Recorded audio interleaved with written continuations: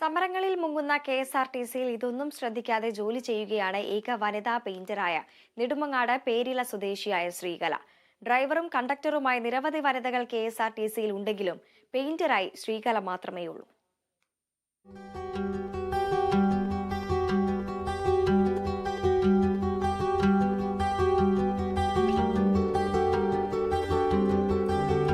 പ്രതിഷേധങ്ങളും സമരങ്ങളുമൊക്കെയായി KSRTC മുന്നോട്ട് നീങ്ങുമ്പോൾ അതൊന്നും ശ്രദ്ധിക്കാതെ ജോലി ചെയ്യുന്ന ഒരാളുണ്ട്.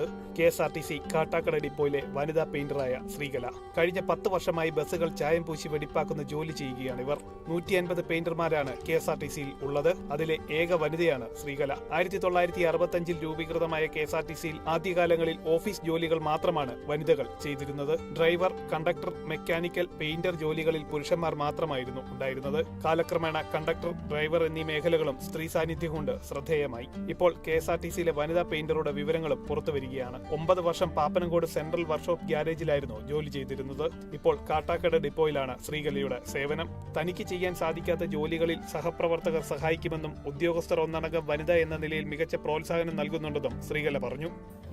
ടെസ്റ്റ് 2007 ടെസ്റ്റ് എഴുതിയത്. നമ്മളെ വിളിച്ചത് 2015 എല്ലാവർക്കും ഒരു ഇതായിരുന്നു, ഇതെങ്ങനെ ബസ്സിൽ പെയിന്റ് അടിക്കുന്നത്, ടോപ്പ് അടിക്കണ്ടേ, ഇൻസൈഡ് സീറ്റിന്റെ അടിയിലൊക്കെ കയറണ്ടേ, ബുദ്ധിമുട്ടല്ലേ, എങ്ങനെ അടിക്കും. എനിക്ക് വലുതായിട്ട് ബുദ്ധിമുട്ട് തോന്നിയിട്ടില്ല.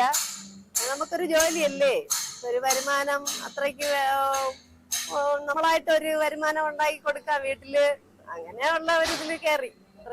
സപ്പോർട്ട് എല്ലാവരും നല്ല നല്ല സപ്പോർട്ടാണ് എല്ലാവർക്കും.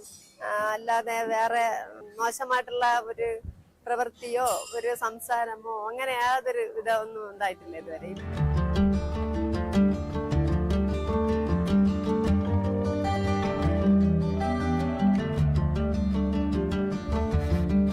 ബസ്സുകളുടെ ബോഡി ബോർഡർ പെയിന്റിംഗ് ആണ് കൂടുതൽ ചെയ്യുന്നത്. സ്ത്രീകൾ ഏത് ജോലിയും ചെയ്യാൻ തയ്യാറാകണമെന്നാണ് ശ്രീകലയുടെ നിലപാട്. ചാക്ക ഗവൺമെന്റ് ITI പെയിന്റിംഗ് ഇൻസ്ട്രക്ടറായ ഭർത്താവ് അജികുമാറിന്റെ പ്രോത്സാഹനം കൊണ്ടാണ് ഈ ജോലി തിരഞ്ഞെടുക്കാൻ സാധിച്ചത്. ഡിഗ്രി വിദ്യാർത്ഥിനിയായ അമൃതലക്ഷ്മിയും +2 വിദ്യാർത്ഥിനിയായ ശിവലക്ഷ്മിയും മക്കളാണ്. Kerala vision news, Thiruvananthapuram.